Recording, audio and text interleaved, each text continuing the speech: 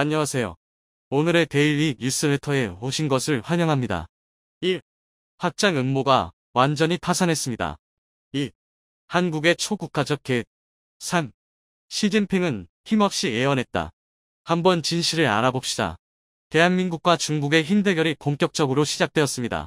최근 드디어 말레이시아가 FA50 도입을 결정지었다는 소식은 이미 들어보셨을 텐데요. 국내 대다수의 매체도 2023년 대한민국 방산시장의 순풍이 불기 시작했다며 대대적인 보도를 내보냈습니다. 그러나 말레이시아 FA50 도입은 단순한 방산 수출 그 이상의 의미입니다. 군사, 정치, 경제 등 각계의 전문가들은 이를 기점으로 대한민국이 동남아시아의 대중국 전략 구심점이 되었다고 주장하고 있는데요. 오늘은 어디에서도 말해주지 않은 대한민국과 중국의 전략 충돌에 대해 알려드리겠습니다. 어리석게도 중국을 믿었던 결과가 마침내 나타나고 있습니다. 바로 중국 패권주의의 상징 1대1로인데요. 1대1로는 최초 발표되었을 때만 하더라도 21세기판 실크로드라고 불리며 많은 나라의 환영을 받았습니다.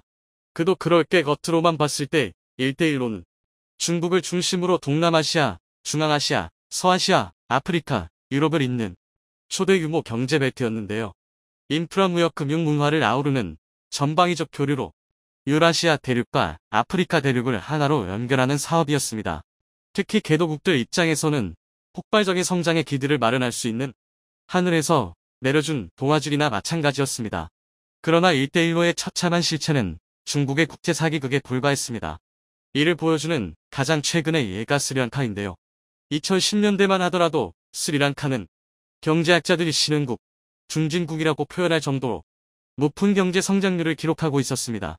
이대로만 가면 한국의 뒤를 이어 아시아의 새로운 강자로 부상하는 것도 가능해 보였는데요. 그런데 이런 스리랑카가 지난 2022년 5월 급작스레 국가 부도를 선언해버렸습니다. 디폴트 선언, 당시 스리랑카의 대외부채는 무려 500억 달러, 하나 약 64조 원을 훌쩍 넘었고 이와 반대로 외화 보유액은 고작 19억 달러에 불과했습니다. 수치상으로 도저히 말이 안 되는 수준인데요. 그 원인은 두말할 것도 없이 대외 부채의 20%를 넘게 차지하고 있는 중국이었습니다. 전대미문의 코로나19 사태가 터지면서 주요 수입원이 박살난 스리랑카는 채무조정 요청을 신청했지만 중국은 이를 거부했습니다. 중국으로서는 되려 스리랑카가 망하는 순간만을 기다리고 있었는데요.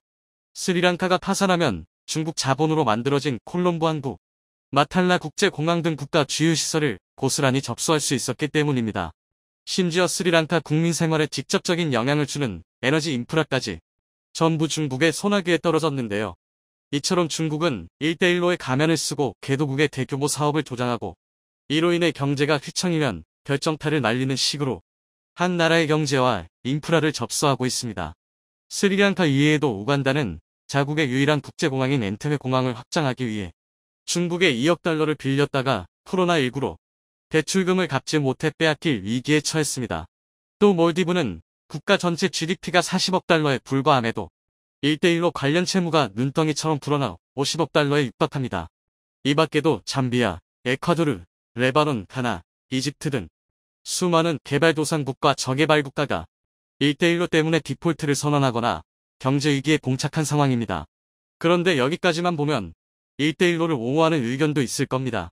중국은 어디까지나 정당하게 사업을 펼쳤을 뿐이고 갚지도 못할 돈을 무리하게 빌려간 나라들이 잘못한 게 아니냐는 것입니다. 하지만 문제가 되는 건 중국이 1대1로를 운영하는 방식입니다.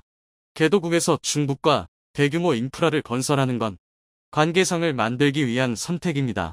물론 전시행정적인 측면도 없지는 않지만 어찌되었든 국가의 기반 시설을 다지면서 동시에 중국이라는 강대국과 긍정적인 외교 관계를 쌓을 좋은 기회입니다. 중국의 최대 국책 사업인 1대1로를 거절했다가 척질 수도 있다는 불안감도 있었을 텐데요. 그런데 중국은 1대1로 사업을 진행하면서 차관을 제공한 나라의 공사를 진행하는 인부와 기술진, 공사감독 회사 그리고 원자재까지 거의 모든 부분에서 중국산을 사용하도록 강매했습니다. 중국에 빌린 돈이 중국 건설사에 그대로 돌아가는 것입니다. 전형적인 호구 잡기 수법인데요.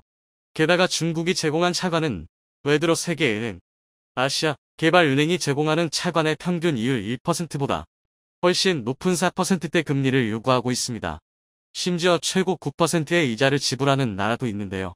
대출 조건도 따지 않고 금액도 대규모로 빌려주는 대신 말도 안 되는 억지 조항을 붙여놓는 것입니다. 스케일만 국제적일 뿐 고리대금업, 사채업자와 똑같은 행태인데요. 이로 인해 1대1로에 참여한 나라들의 남은 건 눈덩이처럼 불어난 빚더미뿐입니다. 오죽하면 전문가들이 1대1로를 나라 사냥이라고 표현할 정도입니다. 하지만 모든 게 중국의 계획대로 흘러가지는 않습니다. 특히 1대1로의 해양 노선에 해당하는 동남아시아 국가들은 중국의 촉거에 대항하기 시작했습니다. 그리고 그 구심점이 되는 건 다름 아닌 대한민국의 무기체계인데요. 1대1로의 가장 큰 목적은 군사 전략적 의도입니다. 나라를 빼앗고 거기에 중국의 전진기지를 배치하려는 속셈인데요. 그래서 대부분의 1대1로는 미국과 외교 관계가 원만하지 않거나 정치적 혼란 상태에 빠져 있는 나라들입니다. 하지만 여기에 대한민국이 구원투수로 등장하면서 중국에 대항할 수 있을 만큼 든든한 군사 동맹이 형성되고 있습니다. 실제로 동남아시아의 대한민국 무기체계 수출 비중은 우크라이나 전쟁을 기점으로 1위에 올랐습니다. 러시아산 무기 퇴출과 반중국 정서가 팽배해지면서 폭발적인 성장을 이루어낸 건데요. 지난 2017년부터 2021년까지 동남아시아 국가들이 수입한 무기의 18% 한국산 무기체계입니다. 이는 외교적 문제로 자유 진영 세력의 무기를 구입할 수 없는 미얀마, 캄보디아, 라오스 같은 국가들까지 전부 포함한 평균가스로 한국 무기체계의 장막력은 상당한 수준인데요. 이처럼 동남아시아 국가들이 대한민국 무기를 선호하는 이유는 바로 압도적인 성능 덕분입니다. 그런데 심지어 가격마저 상당히 합리적이니 경제적 여건이 충분하지 못한 동남아시아 국가들에 선호될 수밖에 없는 것입니다. 어찌 보면 당연한 조건이지만 동남아시아 국가들의 이는 굉장히 중요한 요소입니다. 싼 가격에 홀려서 중국 무기를 기용했다가 제대로 뒤통수 맞은 경우가 한두 번이 아니기 때문입니다. 일례로 태국은 자국을 대표하는 기안, 차크리 나루에벳 항공모함의 호위 전단을 구성하기 위해 중국에 함정을 도입했는데요. 애초에 충동 구매로 항공모함이라는 타이틀 하나만 보고 차크리 나루에벳함을 도입한 데다 1997년 아시아 경제 위기가 터지면서 함재기는커녕 무장조차 제대로 갖추지 못할 정도로 예산이 바닥을 드러냈기 때문입니다. 이런 상황에서 중국이 유럽산 호위함의 1차에 불과한 가격으로 자국이 운용 중인 053형 호위함의 개량형을 제안했는데요. 당시 태국으로서는 중국의 제안에 고마움까지 느끼며 계약을 체결했습니다. 중국의 실체를 몰랐던 건데요. 하지만 이미 때는 늦었습니다. 중국에서 3,000톤급이라 15보는 호위함의 무장은 5인치 주포 1문과 기관포 2문, 경월의 발사관 2개가 전부였습니다. 심지어 그나마 있는 무장체계도 소프트웨어가 엉망이라 격발 버튼을 눌러도 발사가 안 되는 경우가 허다했는데요. 딱 중국산이었던 것입니다. 결국 태국은 053형 호위함을 도입하는 데 사용했던 비용보다 더 많은 금액인 965억을 스웨덴에 지불하며 대대적인 개수 작업을 펼칠 수밖에 없었는데요. 가뜩이나 무장, 함재기 모두 부족했던 차크리 나루에벳 항공모함은 제대로 된 호위함조차 없이 왕실 행사용 이벤트함으로 전락해버리고 말았습니다. 이러니 중국의 이를 갈고 있는 동남아 국가들의 대한민국 무기체계는 성능과 가격 모든 면에서 완벽했습니다. 특히 중국과 국경에 인접해 있어 직접적인 무력 충돌에 대비해야 하는 나라들은 대한민국 무기체계로 현대적 군사력을 갖추게 되면서 견제 수단을 손에 쥐게 되었는데요. 한국을 구심점으로 군사적 안보 동맹을 형성하게 되면서 계란으로 바위치기가 가능해진 것입니다. 1대1로에 대항하는 이른바 아시아 태평양 안보벨트인데요. 특히 최근 마지막 퍼즐이었던 말레이시아가 FA-50 도입을 결정지으면서 마침내 아시아 태평양 안보벨트가 완성되었습니다. 말레이시아는 약 1조 2천억 원 규모에 달하는 FA-50 블럭 20 18대 구매 계약을 체결했는데요. FA-50 블럭 20은 공중전용 AIM-20과 공대지 공격을 위한 합동 직격탄잼 AGM-65를 탑재하고 대한민국의 KGGD까지 탑재될 예정입니다. 그리고 무엇보다 드디어 이사 레이더가 탑재되면서 동급 경공격기 중 최고 수준의 성능을 갖추게 되었는데요. 중국 공군에서도 절대적인 수적 주력을 차지하고 있는 4세대 4.5세대기와 정면 대결이 가능해진 것입니다. 실제는 말레이시아는 2차 사업에서도 FA-50 블럭 20 18대를 추가 도입할 가능성이 상당히 높은데요. 필리핀, 인도네시아, 말레이시아 3국이 FA-50을 공유하면서 강력한 대중국 저지선 역할을 수행하는 것입니다. 비록 삼국의 관계가 좋다고는 말할 수 없는 사이지만 중국이라는 거대한 공적에 맞서기 위해선 임시 동맹이라도 맺을 수밖에 없습니다. 중국의 남중국해 진출 전략에 제대로 찬물을 끼얹은 셈인데요. 1대1로의 허리를 제대로 끊어버리는 것입니다. 태평양에서 미국을 쫓아내고 일간 패권국의 자리를 노리고 있는 중국 입장에서는 미치고 팔짝 뛸 노릇인데요. 중국이 태평양에 진출하기 위해선 이제 대한민국 무기체계로 무장한 동남아시아 국가들의 방어선을 뚫고 지나가야 합니다. 미국을 맞상대하기 위해서 최대한 전력을 보존해야 하는 중국 상황에선 사형선고나 다름없는 일인데요. 실제로 동남아시아 국가들이 본격적인 행동에 들어섰습니다. 동남아시아 국가연합 아세안이 코드의 미국과 인도를 전략적 파트너십 단계 CSP로 격상한 것도 그중 하나인데요. CSP는 아세안이 권역의 국가와 맺는 최고 수준의 외교 관계로 지금까지는 중국과 호주가 유일했습니다. 그런데 여기에 본격적으로 미국과 인도를 끌어들임으로써 노골적인 중국 견제에 나선 것입니다. 그리고 그 배경에는 대한민국의 무기체계를 통해 군사동맹의 영향력을 확대한 게 결정적이었는데요. 이처럼 대한민국은 뛰어난 무기체계와 기술력을 바탕으로 세계 곳곳에 영향력을 행사하기 시작했습니다. 대한민국이 이것까지 한 번에 성공할 줄은 몰랐습니다. 지난 2월 20일 마침내 CJ-4호기도 초도 비행에 성공하면서 대한민국의 항공기술력을 또 한 번 입증해냈습니다. 아마 여기까지만 보시면 이게 얼마나 대단한 일인지 잘 모르실 겁니다. 이제 KF-21의 초도 비행 성공쯤이야 당연하게 받아들여지기 때문인데요. 하지만 다수의 외신과 군사 관계자, 전문가들은 이번 CJ-4호기 초도 비행 성공이 KF-21 음속 돌파 성공급의 국제적 파장을 일으킬 것이라 말하고 있습니다. 그도 그럴 게 CJ-4호기는 KF-21 복장의 첫 번째 모델입니다. 지금까지 공개된 KF-21 단자형과는 설계 자체가 다를 뿐더러 그 속에 내재된 군사적 가능성은 가히 폭발적인 수준인데요. 오늘은 어디에서도 공개되지 않았던 KF-21 복장의 비밀에 대해 알려드리겠습니다. 이번 초도 비행에 성공한 KF-21 CJ-4호기는 복작이 말 그대로 조종석의 앞뒤로 두 개인 형태입니다. 얼핏 앞뒤로 조금 더 길게 만들면 그만인 것 같지만 이로 인한 기술적 난이도는 상당한데요. 우선 전방동체에 조종석이 추가되면서 내부 연료 탱크 공간 등을 완전히 재설계해야 합니다. 비록 후방부는 단자기와 동일한 형태지만 전방부는 새로 만든다고 해도 과언이 아닌데요. 하지만 결국 대한민국과 KF-21 CJ-4호기는 성공했고 다시 한번 전 세계를 놀라게 했습니다. 그런데 여기서 주목할 건 그렇다면 왜 이렇게까지 위험한 도전을 하는가? 입니다. 더군다나 KF-21 복자형은 CJ-4호기 하나도 아니고 6호기까지 2대나 제작했습니다. 일단 명목상 CJ-5호기가 인도네시아 인도분이라는 걸 생각하면 KF-21 CJ기의 40%가 복자형인 셈인데요. 단순히 기술 성취를 자랑하기 위해서라면 이런 무모한 도전을 계속할 필요가 없습니다. 그리고 당연히 KF-21 복자형에는 그럴 만한 이유가 있는데요. 사실 KF-21 복자형 개발은 대한민국 안보에 직결된 중요한 과제입니다. 일반적으로 현대 복자기는 파일럿 교육용으로 여겨지는데요. 이런 의식이 생기게 된 건 비교적 최근 일입니다. 비단 2000년대 초반까지만 해도 복자기는 좌석마다 임무 구별이 뚜렷했습니다. 앞좌석은 흔히들 말하는 파일럿으로 기체 조종을 담당하는데요. 반면 뒷좌석은 무장통제사 우소라는 생소한 임무를 맡았습니다. 우소는 이름 그대로 전투기의 무장을 관리하는데요. 일례로 AIM-54 피닉스 공대공 미사일은 파이어 포겟 시스템을 탑재하고 있지만 종만류 단계인 23km까지는 직접 레이더를 조작해줘야 했습니다. 당연히 총 속으로 비행하는 전투기를 조종하면서 레이더까지 조작하는 건 아무리 숙련된 파일럿이라 해도 쉬운 일이 아니었는데요. 이에 대한 해결책이 바로 한 명의 파일럿을 더 탑승시키는 것이었습니다.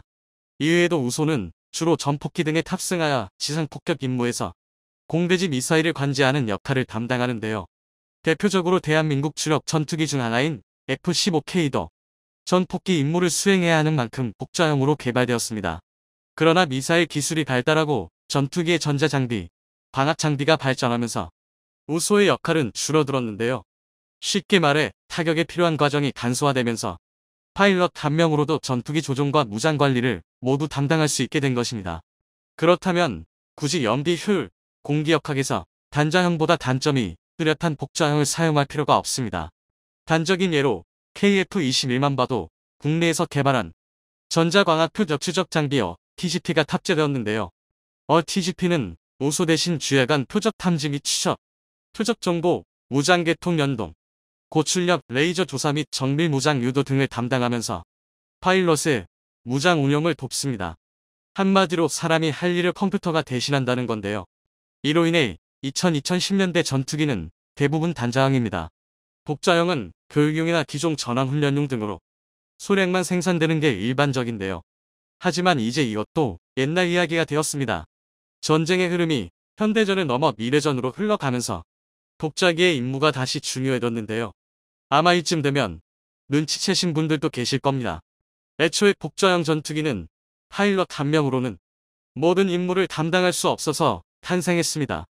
그러다 전자장비와 미사일이 발전하면서 사라졌고 이제와 다시 중요성이 부각되면서 부활한 건데요. 이는 거꾸로 말해 파일럿이 담당해야 할 임무의 영역이 다시 넓어졌다는 의미입니다. 바로 전자전과 무인기 편대 지휘입니다. 현대 과학기술의 정점이 총집합된 전투기는 이제 단순한 지상어뢰 지원, 공중무쇠 확보 등에서 역할이 끝나지 않습니다. 고작 그 정도로 1,000억 원이 넘는 전투기를 운용하기엔 수직 타산이 맞지 않는데요. 당장 F-35A만 봐도 1대당 가격이 무려 1,700억 원에 달하는 데다 1년 유지비만 108억 원, 130억 원에 육박합니다. 물론 F-35A가 특이할 정도로 유지 비용이 비싼 편이긴 하지만 어찌되었든 전투기라는 건 돈 먹는 하마나 다름없습니다. 그렇다면 최대한 효율적인 운용을 해야 하는데요.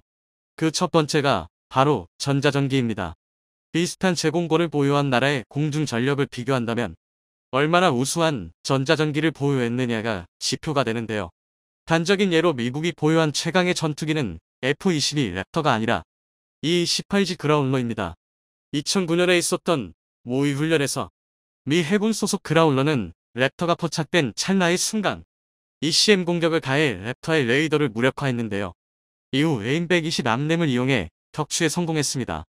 이보다 3년 앞선 노턴 엣지 훈련에서 F-22와 F-15, F-16, FA-18이 모의 공중전을 벌였을 때 1440이라는 견이적인 교전비를 기록했다는 걸 감안하면 이 18G 그라울러의 전자전 능력이 공세에 얼마나 중요한지 짐작할 수 있는데요. 이처럼 전자전기는 적의 탐지 자산을 무력화하는 게 주 임무입니다. 공습 등에서 전투기 편대 최선두에 투입되어 적의 대공 레이더를 무력화하는데요. 즉 적의 눈과 귀를 침묵시키는 것입니다. 입만 남은 적은 제공권을 빼앗기고 비명밖에 지를 수 없는데요. 실제로 KF-21에는 EWC RWR 제어기, 재밍심어 회생기, RWR, RF 제머, CMDS를 통합한 국산 통합 전자전체계 EW 슈트가 탑재되어 있습니다. 하지만 파일럿 혼자서 기체 조종과 전자전을 모두 수행하기에는 무리가 있고 그렇기 때문에 KF-21 복자기가 필요한 건데요. 정리하자면 CG-4호기와 6호기는 KF-21 전자전기의 청사진입니다. 그리고 실제로도 CG-4호기는 국산 이사 레이더의 성능 시험 등에 주로 사용될 예정인데요. 그런데 심지어 여기서 끝이 아닙니다. 앞서 말했듯 KF-21 복자형은 무인 편대기에 지휘도 맡게 될 것입니다. 일명멍 T라고 부르는 새로운 개념의 작전 수행 방식인데요. 이를 쉽게 말하면 KF-21 단 일대로도 무인기와 함께 편대 임무를 수행하는 것입니다. KF-21은 5세대 전투기급 스텔스 성능을 기반으로 무인 편대기를 위험지역에 선제 투입하여 항공폭탄을 투하하거나 무인기의 저피탐 능력을 살려 전방의 적을 먼저 탐지하는 전술을 사용할 수도 있는데요. 이게 바로 KF-21 후기 개량형이 6세대까지도 충분히 노려볼 수 있는 이유입니다. 그러나 전자전 수행과 마찬가지로 KF-21 파일럿이 전투기와 무인 편대기까지 모두 조종하는 건 한계가 있습니다. 무인기에 아무리 AI를 적용한다고 하더라도 정밀한 조종을 위해선 추가 파일럿이 필수적입니다. 이처럼 KF-21 복자형은 눈에 보이는 것보다 그 속에 숨겨진 의미가 더 많습니다. 전자전기와 무인기 편대를 보유하게 된다면 대한민국 공중전력은 질적으로 한 단계 성장하게 될 텐데요. 하지만 이 길도 한 걸음부터입니다. 지금까지 시제기들은 110회 이상의 다양한 시험 미행을 치렀지만 아직도 갈 길이 많이 남았습니다. 부디 KF-21 시험 미행이 끝나고 양산에 돌입하기까지 어느새 서방 무기체계의 표준 자주포로 자리잡은 자랑스러운 K9. K9을 생산하는 하나디펜스는 주문량을 소화하는 동시에 하루가 멀다 하고 들어오는 도입 문의와 추가 주문까지 처리하느라 눈코 뜰 새 없이 바쁘다고 하는데요. 얼마 전에도 2017년에 K9을 구매해가서 지금까지 만족스럽게 사용하고 있는 핀란드가 38대나 추가 구매를 요청해와서 하나 디펜스의 공장은 더더욱 바빠질 예정입니다. K9 도입을 통해 포병의 현대화를 꾀하고 있는 핀란드는 K9이 상당히 마음에 들었는지 퍼레이드에도 동참시키고 K9이 참여한 대대적인 포격 훈련 영상도 공개하곤 했죠. 오늘은 그 영상들을 소개하는 시간을 가져보겠습니다. 하얗게 눈이 덮인 침엽 스림을 K9 자주포가 가로지릅니다. 잎과 가지에 얼어붙은 소리는 영하 40도에 달하는 이곳의 겨울이 얼마나 혹독한지 말해주는 듯합니다. 자리에 멈춰선 K9은 순식간에 표적을 겨누고 포탑 내부에서는 승무원들이 사격 재원을 입력하고 탄약의 자동 장전을 보조합니다. 이윽고 굉음과 함께 포신이 불을 뿜습니다. 자동 장전기에 로봇팔이 즉시 차탄을 장전하고 K9이 순식간에 두 번째 불을 뿜습니다. 카렐리아 포병연대에 변화의 바람이 불고 있습니다. 봄의 마지막으로 배치되는 자주포는 훈련 후 투입될 것입니다. K9 곡사포의 훈련이 시작되면서 현대적인 기갑 포병의 시대가 시작됩니다. 현지 훈련장에서 K9 훈련 및 사격이 가능합니다. 다만 훈련장은 곡사포의 성능에 비해 다소 조잡한 편이어서 인근 지역의 활용 가능성을 살펴봐야 할 것 같으나 병사들이 발사 준비를 마친 K9을 두려워해서는 안 됩니다. 몇 분 안에 임무를 완료한 후 이동한 다음 정해진 위치에서만 발사할 것이라고 투우모 아오넨 중령은 말했습니다. 승무원 과정은 이미 2021년 가을에 시행되었습니다. 포반장 보직은 1월에, 그 외 승무원 보직은 2월에 선발됩니다. 가을쯤에는 자주곡 사포포대의 첫 번째 부품도 대량 생산될 것입니다. 훈련에는 사문의 155기 갑자주포 및 유보수 부품이 있는 포대 인원의 절반이 항상 개동됩니다. K9은 독립적으로 사격 명령을 받고 자신의 정확한 위치를 파악하고 스스로 사격 값을 계산하고 실제 사격을 수행한 후 즉시 새로운 지역으로 이동할 수 있는 완전한 무기 체계입니다.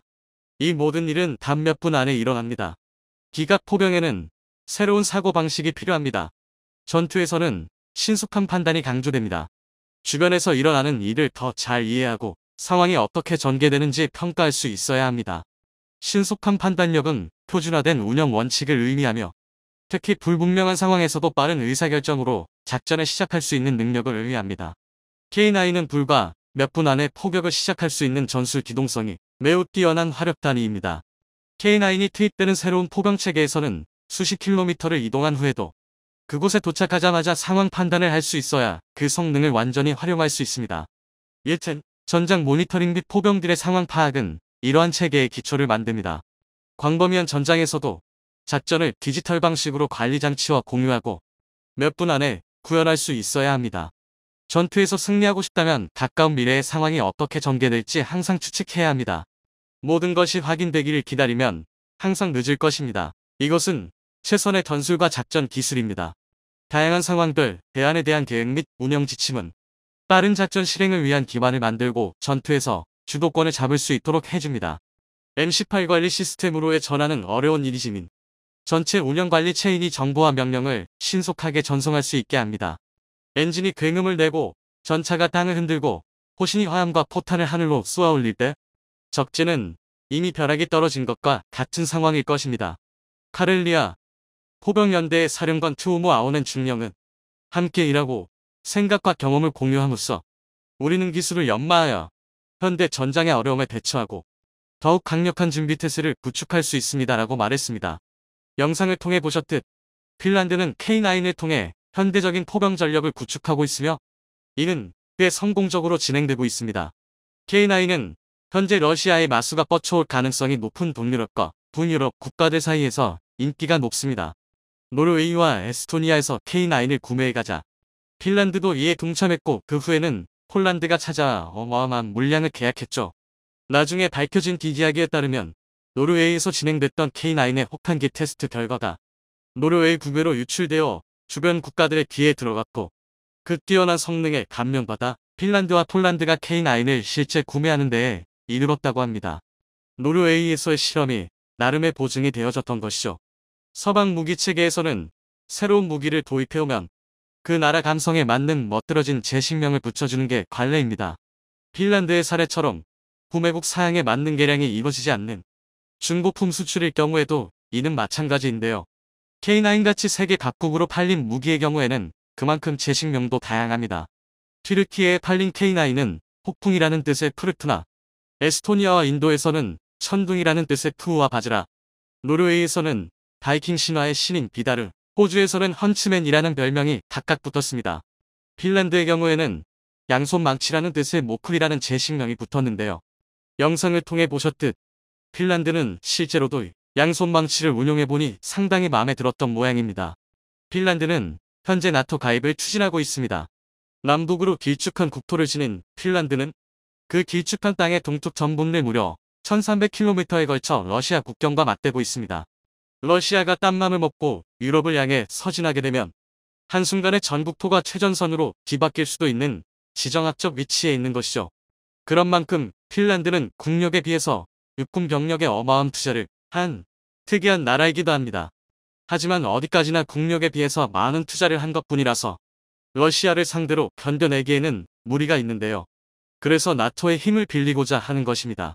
나토 측에서도 핀란드를 포섭하면 러시아를 압박하는 전진기지가 더 국경 가까이에 생기는 것이므로 작년 7월 정상회의를 통해 핀란드의 가입 신청을 통과시키겠다는 구상을 발표한 바 있습니다. 그러나 의뢰 국제기구라는 것이다 그렇듯 이것은 나토 전체를 뭉뚱그린 의견일 뿐.